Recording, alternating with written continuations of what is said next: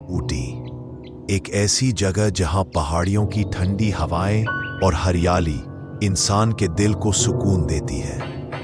यहाँ का हर नज़ारा किसी तस्वीर से कम नहीं लगता। हरे भरे चाय के बागान, ऊंचे ऊंचे देवदार के पेड़ और बादलों से ढकी पहाड़ियां मानो किसी जन्नत का एहसास कराती है। सड़क के हर मोड़ पर एक नया नज़ारा, एक नई खूबसूरती सामने आती है। और यही वजह है कि ऊटी को लोग क्वीन ऑफ हिल स्टेशन कहते हैं। यहीं घूमने आया था राघव, शहर की भागदौड़ से दूर कुछ पल शांति में बिताने। ऊटी की चहल पहल, बाजार की रौनक और पहाड़ियों का नजारा देखकर वो बहुत खुश था। लेकिन हर सफर का एक अंत होता है, और राघव का सफर उस रात एक अनजाने मोड़ की ओर बढ़ रहा था। माँ, तुम टेंशन मत लो, मैं बस स्टॉप पर जा रहा हूँ, कुछ ही घंटों में घर पहुंच जाऊंगा। माँ, मैं अब बड़ा हो गया हूँ, अपना ख्याल मैं खुद रख लूंगा। ठीक है माँ, अब मैं अकेले कहीं नहीं जाऊंगा, पर फिक्र मत करो।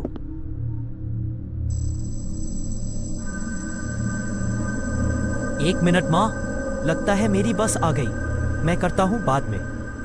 राघव ने देखा सामने बस स्टैंड पर एक बस खड़ी थी। वो पूरी ताकत से उसकी तरफ भागा, लेकिन जैसे ही वो बस तक पहुंचने वाला था, बस धीरे धीरे चलने लगी। रुको, बस रुको। उसने हाथ हिलाकर ड्राइवर को रोकने की कोशिश की। रुको, बस रुको। मगर उसकी आवाज बस तक पहुंच ही ना सकी, और देखते ही देखते वो बस उसकी आंखों के सामने से गुजर गई और अंधेरे में कहीं गुम हो गई। थोड़ी देर और रुक जाते तो क्या हो जाता? राघव अकेला बस स्टॉप पर खड़ा था। चारों तरफ सन्नाटा था, ऊंचे ऊंचे पेड़ और गहराता अंधेरा। अचानक आसमान से बूंदें गिरनी शुरू हुई, और देखते ही देखते मूसलाधार बारिश होने लगी। राघव जल्दी से दौड़कर बस स्टॉप के छोटे से शेड के नीचे जा बैठा और अगली बस का इंतजार करने लगा। चारों ओर सिर्फ खामोशी थी। न कोई गाड़ी गुजर रही थी, न कोई बस गुजर रही थी, तो बस ठंडी हवाएं और उस खामोशी को और गहरा करती पत्तों की सरसराहट, साथ ही बारिश की तेज आवाज, जैसे हर बूंद राघव से कोई अनकही बात कर रही हो। काफी वक्त बीत गया, धीरे धीरे बारिश थम गई। ये बस अब तक क्यों नहीं आई? कितना समय हो गया इंतजार करते करते। राघव बेचैनी से इधर उधर देखता है। चेहरे पर थकान और झुंझलाहट साफ झलकती है। अचानक पास के पेड़ से पत्तों की सरसराहट की आवाज आती है। राघव चौंक कर उस ओर देखता है। सरसराहट और तेज होती है। राघव डरते डरते उन्हीं झाड़ियों की तरफ देखता रहता है। उसके चेहरे पर बेचैनी और डर साफ नजर आ रहा था। पत्तियों की सरसराहट की आवाज धीरे धीरे और तेज होती जाती है, जैसे कोई छुपकर उसकी तरफ बढ़ रहा हो। उसका दिल जोर जोर से धड़कने लगता है। रात की खामोशी में वो सरसराहट और भी खौफनाक सुनाई देती है।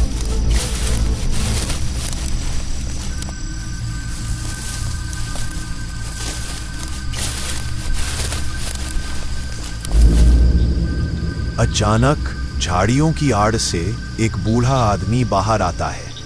उसकी उम्र 70-80 साल के आसपास लग रही थी।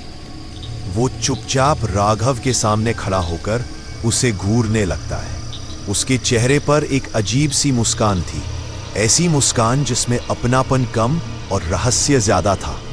कुछ पल तक वो बस बिना पलक झपकाए राघव को देखता रहा, फिर धीरे से अपना हाथ उठाकर इशारा किया और उसकी तरफ बढ़ने लगा। राघव के पैरों तले जमीन खिसक गई। उसके मन में ख्याल आया, कहीं ये कोई पागल आदमी तो नहीं, ये मेरे पास क्यों आ रहा है। धीरे धीरे वो बूढ़ा आदमी सड़क पार करता हुआ राघव के बिल्कुल सामने आकर खड़ा हो गया। उसके चेहरे पर अब भी वही अजीब, असहज कर देने वाली मुस्कान थी। जी अंकल, आप मुझे ऐसे क्यों देख रहे हो? बेटा, लगता है तुम बस का इंतजार कर रहे हो। जी अंकल। तब तो तुम इंतजार ही करते रह जाओगे। क्या मतलब? आप ऐसा क्यों कह रहे हो? क्योंकि आखिरी बस तो कब की जा चुकी है। क्या वो आखिरी बस थी? हाँ बेटा, वो ही आखिरी थी। इसका मतलब अब मुझे सुबह तक इंतजार करना होगा। कोई फायदा नहीं बेटा, चाहे तुम कितनी भी देर खड़े रहो, अब यहां से कोई बस नहीं गुजरेगी। क्यों? अगले कुछ दिनों तक बसों की हड़ताल रहेगी। क्या हड़ताल? अब मैं घर कैसे जाऊंगा अंकल? घबराओ मत बेटा, अभी भी एक रास्ता है। यहां से ज्यादा दूर नहीं, बस इसी सड़क पर सीधा चलते जाओ। थोड़ा आगे एक पुराना बस स्टॉप है, बहुत सालों से बंद पड़ा है। वहीं तुम्हें एक आखिरी बस मिलेगी जो तुम्हें तुम्हारी मंजिल तक पहुंचा देगी। याद रखना, वो बस आखिरी है, उसे मिस मत करना, वरना शायद तुम्हारी मंजिल कभी नहीं आएगी। बूढ़े आदमी की बातें सुनकर राघव थोड़ा घबरा गया। उसके चेहरे पर डर और उलझन साफ झलक रही थी।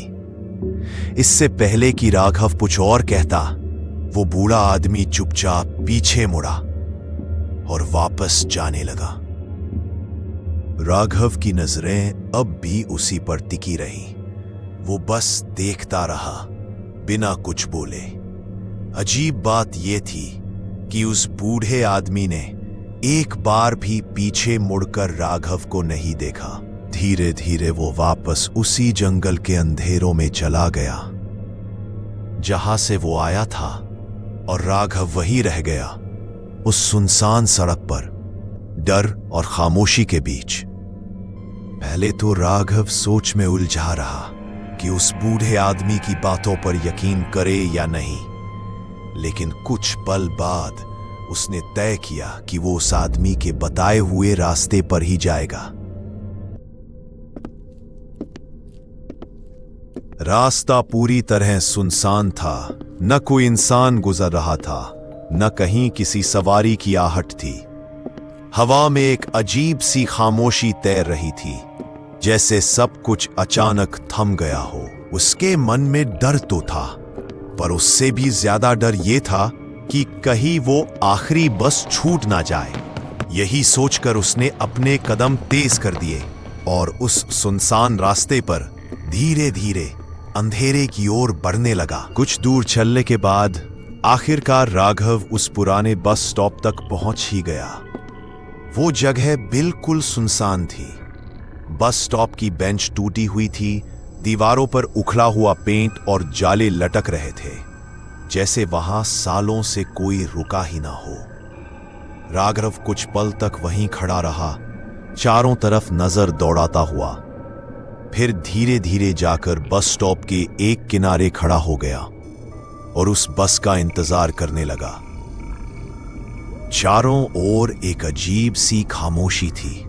सिर्फ ठंडी हवाएं चल रही थीं जो उस पुराने बस स्टॉप को और भी डरावना बना रही थी। राघव के मन में अब शक पैदा होने लगा, ये बस स्टॉप तो बहुत पुराना लग रहा है, यहां तो कोई आता जाता भी नहीं दिखता। कहीं उस बूढ़े आदमी ने मुझसे झूठ तो नहीं कहा? कहीं मैंने उस पर भरोसा करके कोई गलती तो नहीं कर दी? क्या सच में यहां कोई बस आएगी भी? राघव के मन में अभी भी वही सवाल घूम रहे थे कि तभी अचानक हॉर्न की तेज आवाज गूंजी। वो चौंक गया और देखा एक पुरानी सी बस धुंध को चीरते हुए उसकी ओर आ रही थी। राघव की आंखों में खुशी झलक उठी। धीरे धीरे वो बस आकर ठीक उसके सामने रुक गई। बस के दरवाजे ने चर्र चर्र की आवाज की और मानो किसी ने उसे अंदर आने का इशारा किया हो। वो बस जैसे बहुत पुरानी हो, उसके बदन पर जंग लगी थी, खिड़कियों के शीशे धुंधले और टूटे हुए थे और हेडलाइट की मध्यम रोशनी धुंध में कांप रही थी। अंदर एक ड्राइवर बैठा था।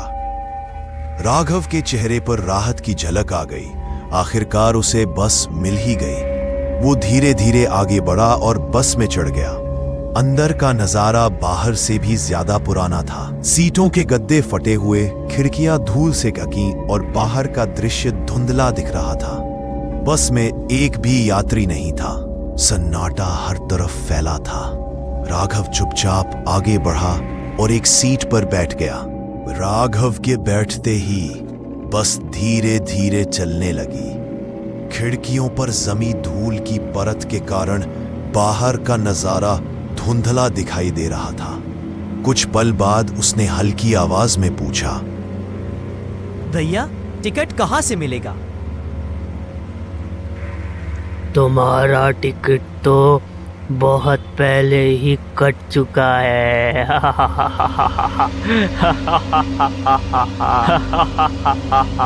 ड्राइवर की उस भयानक हंसी से राघव चौंक उठा। तभी ड्राइवर ने बस को एक सुनसान से बस स्टॉप पर रोक दिया। वहां चारों तरफ सन्नाटा था। बस स्टॉप पर बस एक लड़की खड़ी थी। जैसे ही बस रुकी, वो लड़की धीरे धीरे बस की तरफ बढ़ी और बिना कुछ कहे अंदर चढ़ गई। वो आकर राघव की सीट के ठीक पीछे वाली सीट पर जाकर चुपचाप बैठ गई। राघव ने एक गहरी सांस ली। अब उसे थोड़ी तसल्ली हुई कि बस में वो अकेला नहीं है। कम से कम अब एक और सवार तो है।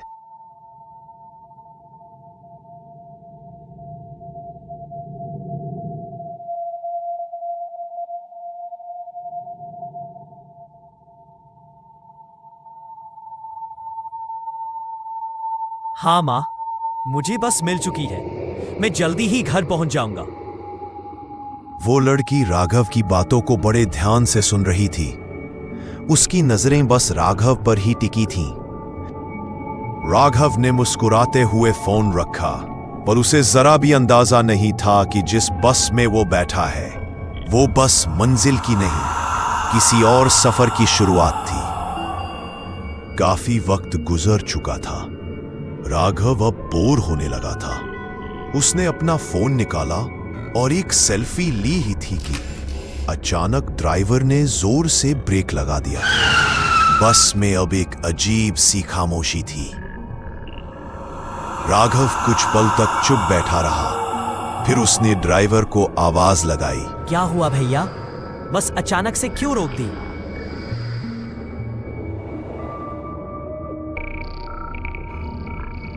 भैया सुन रहे हो ना? मैं पूछ रहा हूं, बस क्यों रोक दी?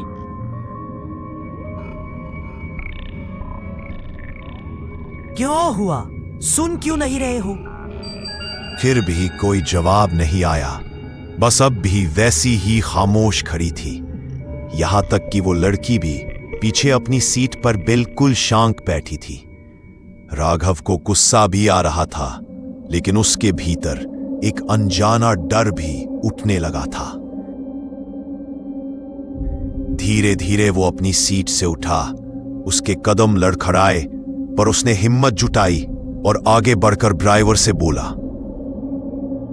अंकल, लगता है आपको सुनाई ही नहीं देता। मैं कितनी बार चिल्ला चुका हूं। बस अचानक क्यों रोकी आपने?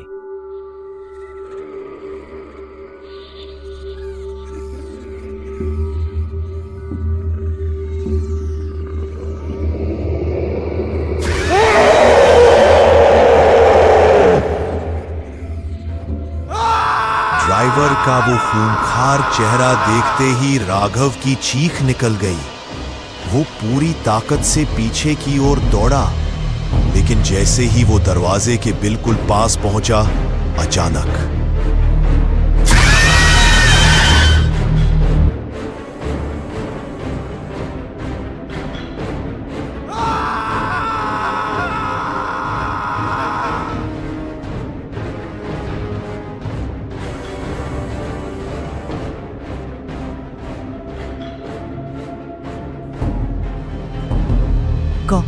कौन हो तुम लोग? तुझे आज हमसे कोई नहीं बचा सकता। काफी इंतजार करने के बाद आज तू हमारे हाथ आया है। मुझे छोड़ दो प्लीज, मुझे छोड़ दो। मैंने क्या बिगाड़ा है तुम लोगों का?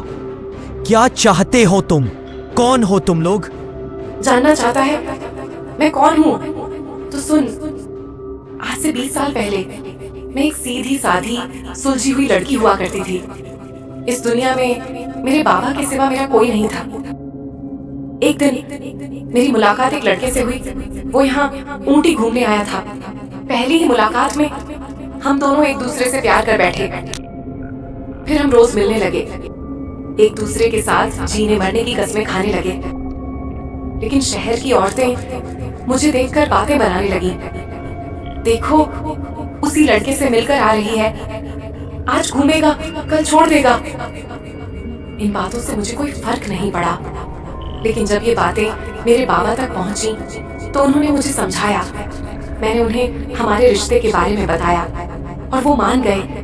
उन्होंने उस लड़के से मिलकर मेरी शादी की बात करने का फैसला किया। जब मैंने ये सब उस लड़के को बताया तो उसने कहा, पहले मैं तुम्हें अपने घर वालों से मिलवाऊंगा, फिर अपने घर वालों के साथ तुम्हारा रिश्ता लेकर तुम्हारे घर आऊंगा। उसकी बात सुनकर मैं बहुत खुश हो गई। उसने मुझसे कहा, कल रात आखिरी बस से सीधे लक्ष्मी नगर आ जाना, मैं वहीं तुम्हारा इंतजार करूंगा। और ये बात किसी से मत कहना। मैंने उसकी हर बात मान ली, बिना किसी को बताए। मैं उस आखिरी बस का इंतजार करने लगी। लेकिन मुझे क्या पता था कि वो आखिरी बस मेरी जिंदगी का भी आखिरी सफर बनने वाली है। उस लड़के ने पहले ही कुछ पैसे देकर उस बस के ब्रेक फेल करवा दिए थे।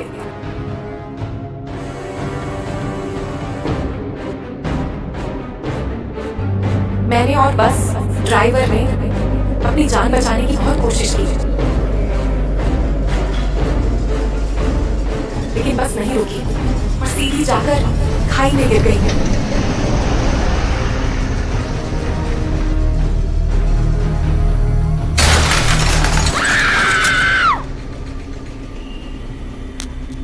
लेकिन कहानी यहीं खत्म नहीं हुई। मेरी मौत की खबर सुनकर मेरे बाबा की हालत दिन दिन बिगड़ती चली गई और एक दिन उन्होंने भी जिंदगी से हार मान ली।